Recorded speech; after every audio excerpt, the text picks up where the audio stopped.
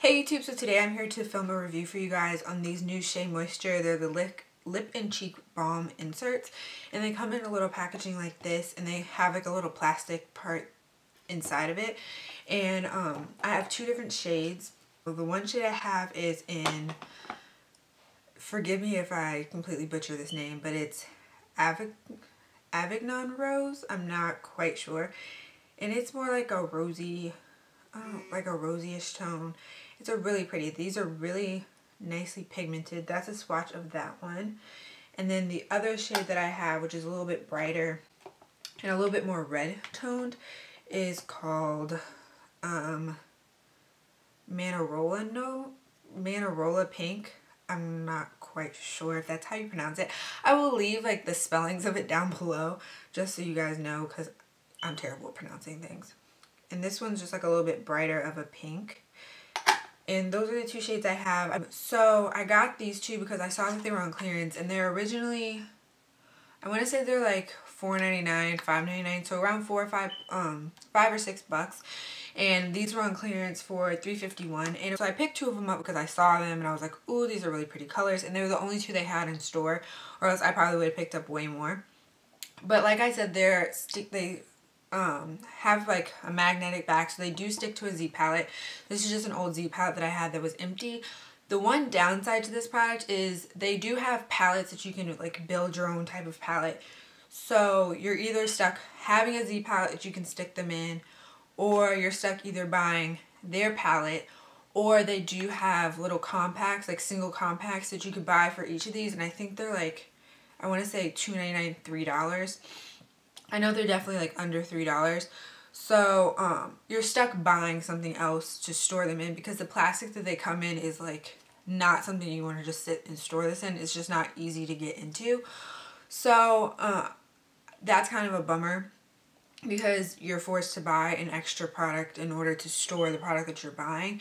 And originally I thought that that's why they were on sale, is because they were the pan inserts. But then looking back in the store, this is the only way that they come. You can just buy like you can only buy pans, and then you have to buy either their palette, or you have to have a Z palette, or you can buy their single compacts depending on like how many you want to buy. And that's pretty much for all of their products across the board. So to give you a size comparison, they're bigger than a MAC shadow. This is a MAC shadow, and then so they're bigger than a MAC shadow, but they're also smaller than a MAC blush. So if you were thinking like, oh, I have a MAC palette, I'll just pop it into that, it's not going to fit into any of the inserts. This is a MAC blush, like it's smaller than a MAC blush. But as far as the product itself, I really like the product itself. It does go into the cheeks really nice.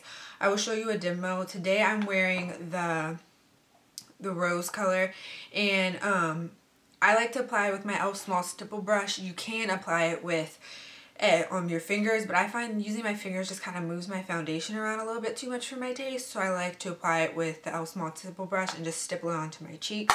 I also show you how I apply it to my lip. I tend to not like a lot of cheek and lip products, like the combination, because I find that if it's moisturizing enough for my lips, then it's too shiny for my cheeks and it tends to be tacky. But if it's perfect on my cheeks, it tends to be drying on my lips, which is what this product is. It works really well on my cheeks, and I feel like I don't really have to set it with the powder. I still put a little bit of translucent powder over it just because I'm paranoid about stuff transferring, and I don't like to just leave like cream products on my face. But I find that it's a little bit drying on my lips.